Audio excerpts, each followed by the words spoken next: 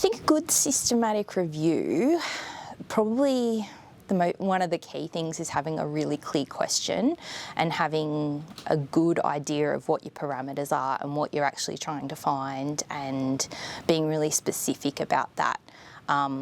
Because that kind of sets you up for everything else you're doing when you're conducting the review, from setting up your search queries to defining your inclusion and exclusion criteria, to how you analyse and synthesise your data when you get it from the search. So I think having a really specific, clear question is really critical to a systematic review. But then I think the other important part is like deciding how big you want your scope to be, and making sure that you're capturing in your search, I guess, the data that is going to be most important to answering your question. And certainly, like, working with an information specialist like a librarian is going to help you make sure you're able to do that. So I think there's heaps of tools out there that are really helpful in terms of how to conduct a systematic review and what steps you can take. So particularly for students, I'd recommend looking at so many of the resources that are out there. So Cochrane, I guess, which kind of leads the world particularly in my field of health, and doing systematic reviews in that area. They've got heaps of online resources and a massive handbook of how to do a systematic review. So you can look on there and step by step you can follow their process of how to do it.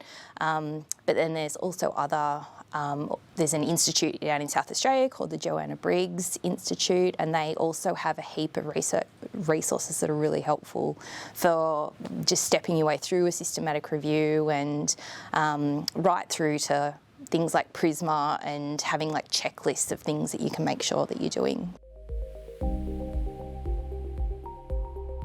Yeah, so PICO is probably the thing that we use most often, being in the sort of health field. And I think that's a really helpful way of making sure your question that you're asking is concise and really clear about what it is that you're looking for. And I didn't really know about it until a little bit after I'd maybe done my first or second review, and once I had learnt about what PICO was, I was like, this is a much better way for framing my question. I haven't published a protocol per se, but we always register our protocols with an online repository. So even though it's not published as a peer review journal, and certainly you can do that, but making sure it's at least registered, and either going through Prospero, which is kind of the most common repository for systematic review protocols, or like Open Science Framework. That's a really good place to put your protocol from the start, and then you can refer to that when your paper gets published. It's important because you need, basically I think it is good science. So you're saying from the outset, this is what we're planning to do.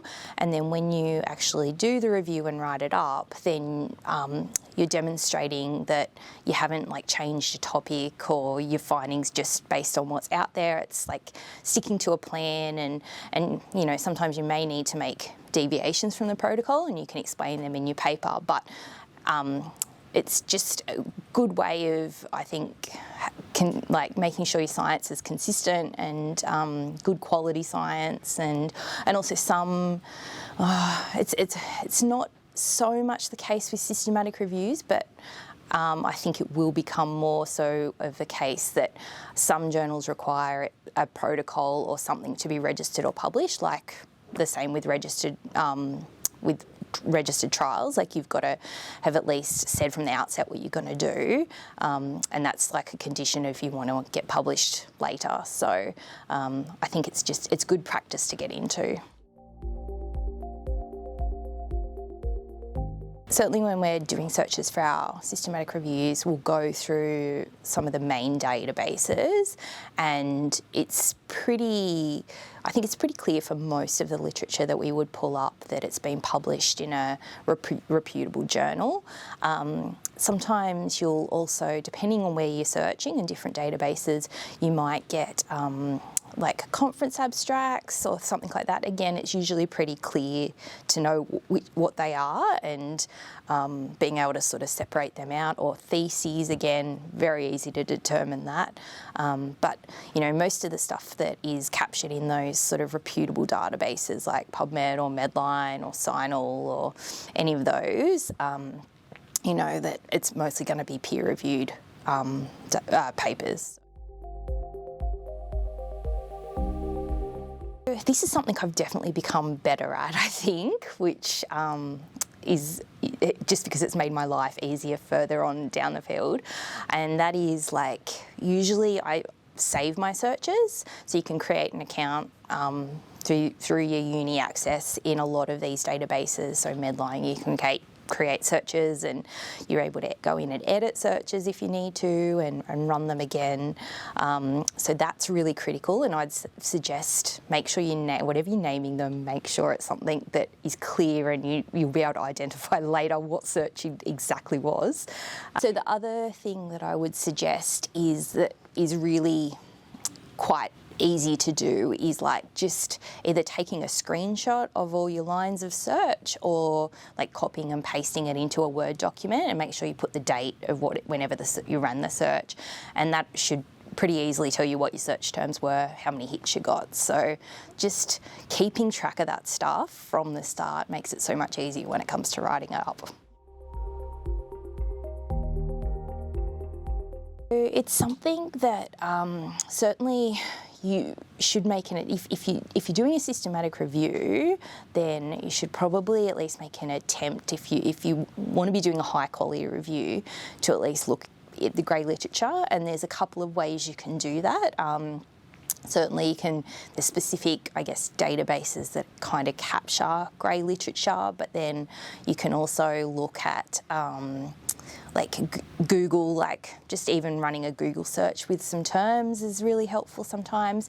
And then depending on your topic, we often will also check key government websites. If you're looking, in the health field, you might check Ministry of Health websites, because they may have reports on there that are not published because, they're government reports and they're not really interested in academic publishing, but can still provide some really useful information. So, I think certainly when you go through the process of assessing other people's reviews and trying to determine the quality of their reviews, knowing whether they've looked at grey literature is one of the key criteria for knowing if it's a good quality review. So if you can look at your grey literature, I think that can be a really valuable source of information. So I use all of those.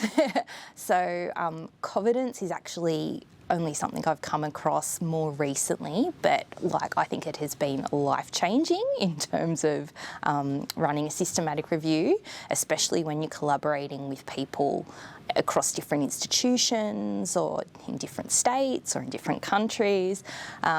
Covidence, I think, is a really wonderful tool in terms of so many steps of your review, from going through your initial screening to your full text screening, and then it does also have the capacity to be able to do some data extraction in there and that sort of thing. So just managing that process. And previous to Covidence, I used to have multiple Excel spreadsheets, and it just got very messy, whereas Covidence and it's super easy to use as well, which is really helpful. Certainly we use EndNote a fair bit when we extract all our search results. The duplication process, the way of finding your duplicates in your search, EndNote has a really good approach to do that, and you can tinker with their algorithm a little bit to try and help pick up your duplicates. And then also that's helpful from a point of view of you've then when you're writing up your review, you can use it for referencing as well. So that's helpful. And then, I think, as I mentioned about earlier, Prisma is a really helpful way of making sure you're just kind of using that as a checklist to make sure you've got all the components of a good quality systematic review. So, like I said, there's heaps of tools out there that can support you writing up a systematic review.